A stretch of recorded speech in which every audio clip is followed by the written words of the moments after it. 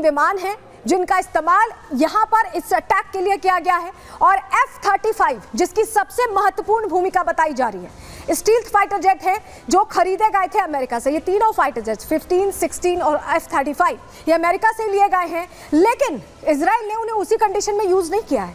इन विमानों को अपने देश में इजराइल ने अपग्रेड किया है, एडवांस किया है, उन्हें बेटर बनाया है। जी हाँ, F-35 के ईंधन टैंक को इजराइल ने इससे अपग्रेड कर दिया, इसे बेटर किया है, इसकी जो टेक्निकली एडवांस किया है, जो और ज्यादा घातक इसे बना रहा है।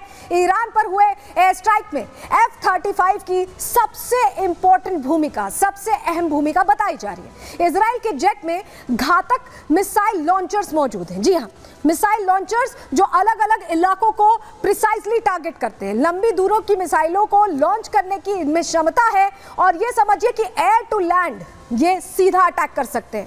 ईरान सीमा के बाहर से सटीक हमला करने में सक्षम है, यानी उन्हें सीमा के अंदर भी नहीं जाना है, और वो ऊपर से हवाई अटैक जो करेंगे वो उस निशाने पर जहां उन्हें पिन पॉइंट अटैक करना है वहां पर सीधा नुकसान पहुंचाएगा।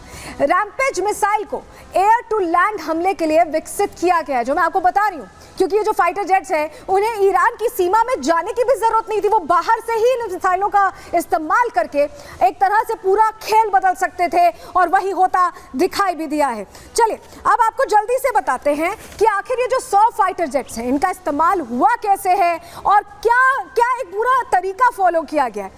चलिए जानकारी आपके सामने हम रखें, जानकारी आपके सामने रखेंगे। ये देखिए, ये जो तस्वीर आप देख रहे हैं, हमारे साथ इस जानकारी को समझाने के लिए विशेषज्ञ जुड़ रहे हैं, defence expert group captain UK Devnath sir जुड़ रहे हैं, उनका हम रुख कर लेंगे।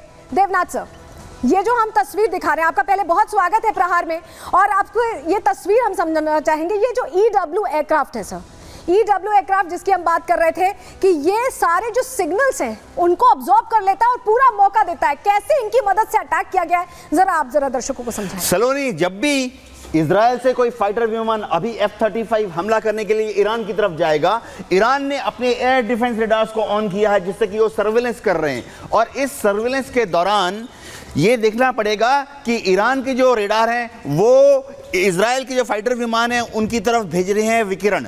वो जो विकिरण है उनको ये इजराइल एयरफोर्स का जो इलेक्ट्रॉनिक वॉरफेयर एयरक्राफ्ट है ये उसको जैम कर देता है।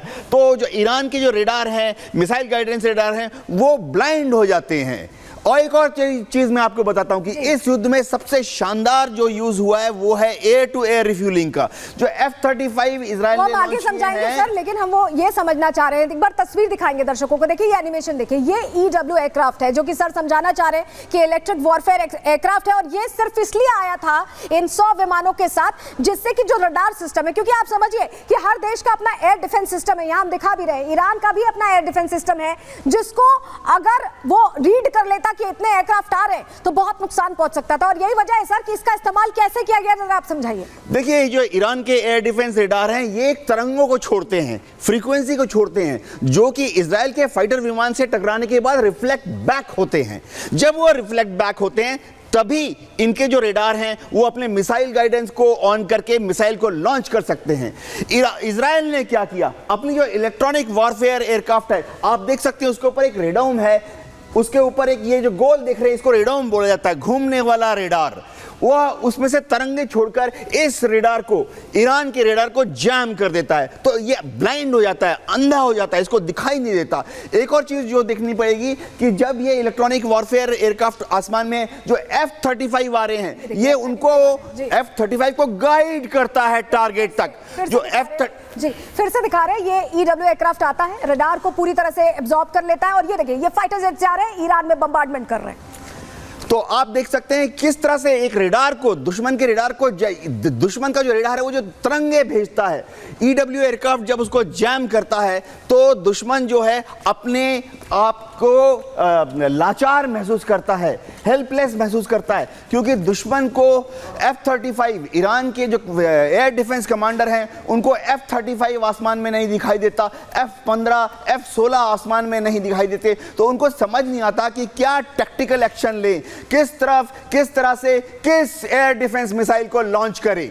जी बिल्कुल, ये तस्वीर हम दिखा रहे हैं दर्शकों को और ये एनिमेशन इसीलिए दिखा रहे हैं जिससे कि आप सिलसिलेवार तरीके से डिटेल समझ पाए। लेकिन दूरी कितनी है जरा ये हम लोग दर्शकों को बता देते हैं। हमारे साथ लगातार ग्रुप कैप्टन यूके देवनाथ बने हुए हैं, वो हमें और बेहतर तरीके से समझाएंगे। लेकिन आपको बताएं कि एक बार कहाँ कहाँ हमले हुए और कितनी दूरी थी ये आपको तस्वीर में हम पहले दिखाते हैं, उसके बाद इसके और पहलू को हम समझने की कोशिश करेंगे ग्रुप कैप्टन यूके देवनाथ से।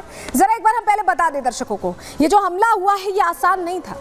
इसकी कहानी समझने के लिए आपको थोड़ा पीछे जाना पड़ेगा, आपको ये समझना पड़ेगा कि दूरी कितनी थी। सबसे पहले ये समझिए 2000 किलोमीटर अगर हम कह रहे हैं तो ये कम नहीं होता है, और इस 2000 किलोमीटर में बहुत से देश हैं। जरा ग्राफिक्स आपको दिखाते हैं और जरा समझाते हैं। चलिए जानकारी आपके सामने हम रख रहे हैं जल्दी से। ये देखिए, ये आप देख पा रहे हैं ईरान कितनी दूर है तेल अवीव से, ये आप देख रहे हैं डिस्टेंस देखिए 2000 किलोमीटर। जी हाँ, और इस बीच जॉर्डन है, इराक है और उसके बाद ईरान आता है। आसपास सीरिया, लेबनान, सऊदी तमाम देश हैं। तो सोचिए कि ये रास्ता तय कैसे किया गया होगा। क्या फाइटर जेट जो यहाँ से उड़ के जा रहे हैं दूसरे देश का एयर स्पेस यूज कर रहे हैं, क्या ये कैसे संभव हो पाया होगा? इस सवाल का जवाब अब हम आपको देने वाले हैं, क्योंकि आपके लिए ये भी समझना बहुत जरूरी है। चलिए जल्दी से आपको इसका भी जवाब देते हैं। हमारे साथ लगातार group captain UK Devnath sir जुड़े हुए हैं। देवनाथ सर, जरा हम बताते हैं कि जो एयर स्पेस का जो इस्तेमाल किया गया है, क्योंकि ये तो संभव नहीं है कि इजराइल हवा में उड़ा और तुरंत पहुंच गया। बीच में जॉर्डन है, इराक है, बगल में सीरिया है, तमाम देश हैं। तो ये कैसे संभव हो पाया, जरा हम दर्शकों को बताते हैं। ग्राफिक्स दीजिएगा। ये इजराइल एयरफोर्स के जो कमांडर हैं उन्होंने एक शानदार प्लानिंग की है। देखिए F-35 में एक लिमिटेशन है, जब ये फुल बॉम्ब लोड के साथ उड़ता है तो 750 किलोमीटर जा सकता है, 750 किलोमीटर वापस आ सकता है सलोनी। करीबन आप समझ लीजिए 1500 किलोमीटर एक बार में उड़ सकता है। तो इन्होंने क्या किया, अपने F-35 को इजराइल से लॉन्च किया। वो जॉर्डन के ऊपर उड़ते हुए, सीरिया के ऊपर उड़ते हुए, जब वो अभी भी ईरान से दूर थे तो उनकी एयर टू एयर रिफ्यूलिंग की गई। देखिए ये बहुत शानदार तरीका है जिसमें सामने एक टैंकर विमान होता है। जी, ये हम तस्वीर भी दिखा रहे हैं कि कैसे एयर टू एयर रिफ्यूलिंग की गई है, जो देवनाथ सर भी बता रहे हैं। क्योंकि उन्होंने जैसा बताया 750 जा सकता है F-35, 750 वापस आ सकता है, यानी 1500। लेकिन दूरी कितनी हमने आपको पहले बताया था 2000 किलोमीटर। तो 2000 किलोमीटर के लिए आपको फ्यूल चाहिए, और वो फ्यूल कैसे मिला, कहाँ फ्यूलिंग हुई है? जॉर्डन के ऊपर हुई है सर, या सीरिया के ऊपर हुई है, इराक के ऊपर भी हो सकती है? जी हाँ, एयर स्पेस जो है फ्रेंडली एयर स्पेस होना चाहिए, जहां के दुश्मन के मिसाइल जमीन से फायर करने वाले या दुश्मन के जो एयर डिफेंस एयरक्राफ्ट है वो इंटरफेयर ना करें। तो हम सेफली अज्यूम कर सकते हैं कि ये एयर टू एयर रिफ्यूलिंग जो है वो इराक के एयर स्पेस में हुई। हमें सलोनी, अभी जो बगदाद में फिलहाल जो सरकार है वो अमेरिका के द्वारा समर्थित है। तो बगदाद की जो सरकार है वो इजराइल और अमेरिका के साथ काम कर रही है। तो जब ये F-35 इराक के एयर स्पेस में पहुंचे तो उनकी रिफ्यूलिंग की गई एयरबोर्न टैंकर में। इसमें होता कि सामने एक एयरबोर्न जहाज उड़ता है जो कि एयरबस 310 या बोइंग 737 पर बेसिस होता है, और पीछे से फाइटर एयरक्राफ्ट उससे रिफ्यूल ले लेते हैं। उसके बाद वो ईरान के अंदर घुसे।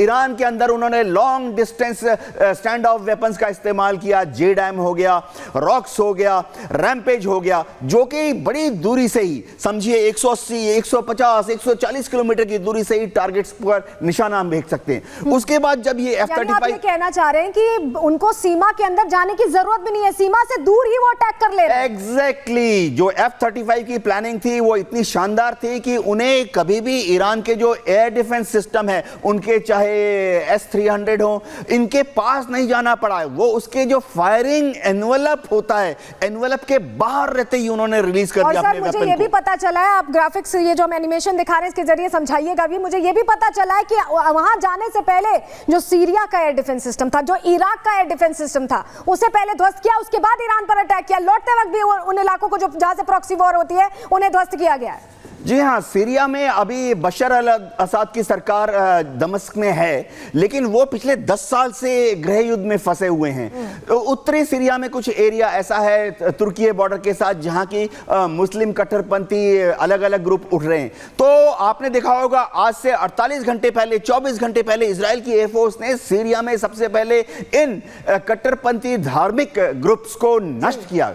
सबसे अच्छी बात यह है कि इराक के जो उत्तरी एरिया है, कुर्दिस्तान के साथ लगता हुआ एरिया है, वहां पे कुछ ईरान समर्थित ग्रुप ऑपरेट कर रहे हैं। उनको भी पिछले 24 घंटे में इजराइल की एयरफोर्स ने पहले न्यूट्रलाइज किया, ताकि जब आज सुबह का हमला हो तो वो इजराइल की एयरफोर्स के फाइटर विमानों को तंग ना कर सके। यानी आपने बता दिया कि रणनीतिगत तरीके से किया गया। बहुत शुक्रिया यूके देवनाथ सर जुड़ने के लिए और तमाम जानकारियां देने के लिए। तो आपने सुना कि कैसे एक प्लान्ड वे में ये पूरा हमला एग्जीक्यूट किया गया है। लेकिन आपको ये भी बताएं कि ईरान जो है अब तक हमले करता रहा था, किसी देश ने रिटेलिएट नहीं किया था, जवाब नहीं दिया था किसी देश ने।